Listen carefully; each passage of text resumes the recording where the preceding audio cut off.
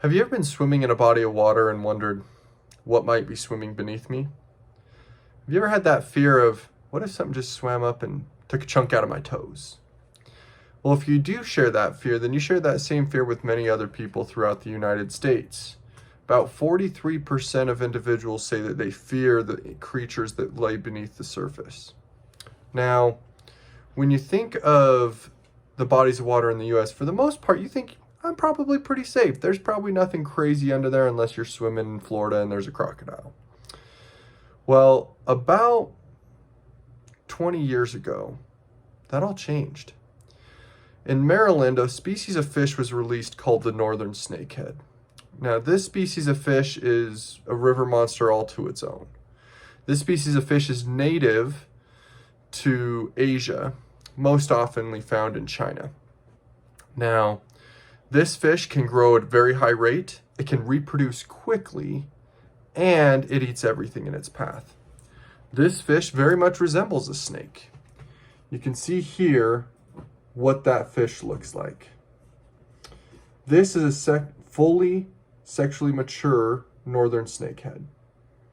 At this point, after 1 year of their life, they can get all the way up to anywhere between 12 inches and 18 inches within their first year. Now, why does this fish pose such a problem? First off, let's talk about the ecosystem. This fish has a mouthful of teeth and will eat everything in its path, disrupting not only the local native species that are there, but it also affects the species of plant life that are living in the water. It completely throws off the entire ecosystem. Okay, first and foremost. Secondly, the next thing that happens is that this fish can reproduce at a very high rate. This species of northern snakehead can actually lay 1,000 eggs per reproductive cycle. And you're like, oh, that's not a big deal. However, this fish goes into its reproductive cycle every 4 months. It's about 3,000 eggs per year per female. So it reproduces at a very, very high rate, making it almost impossible to eradicate. Thirdly, this fish poses a problem. It can travel at very great distances better than what most species of fish can. We all joke that, fish don't walk on land. Well, this one actually can. This fish will use its 2 fins on the side of its body to stabilize itself as it thrashes its body back and forth, propelling itself forward. This is how the fish can travel from one body of water to another.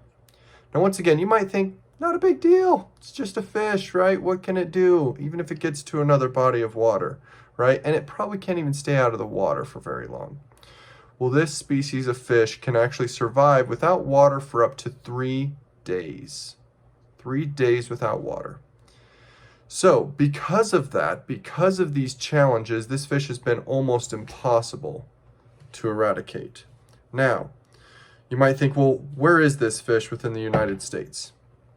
Here are some of the locations that this fish has been seen. You can see it stretches from the East Coast all the way down to California. This fish has entered many of the bodies of water across the entire US, and many of our river systems are actually connected, and it is also traveling down those bodies of water as well. So, what you might question is, well, what can be done? The only things that can be done to stop this species of fish is, number one, kill them when you see them. Don't let this species of fish continue to thrive in an ecosystem where they don't belong. Secondly, don't put your pets into bodies of water. And thirdly, just be careful. When you're in a body of water, make sure you understand what species of fish lie beneath the surface so that you can protect yourself and family. So, let's recap a little bit. What have we learned? First and foremost, non-native species can be deadly to local species of fish and local plant life. The northern snakehead, for example, can reproduce at a very high rate and destroy ecosystems. And lastly, this fish can travel great distances to get to locations where it can thrive.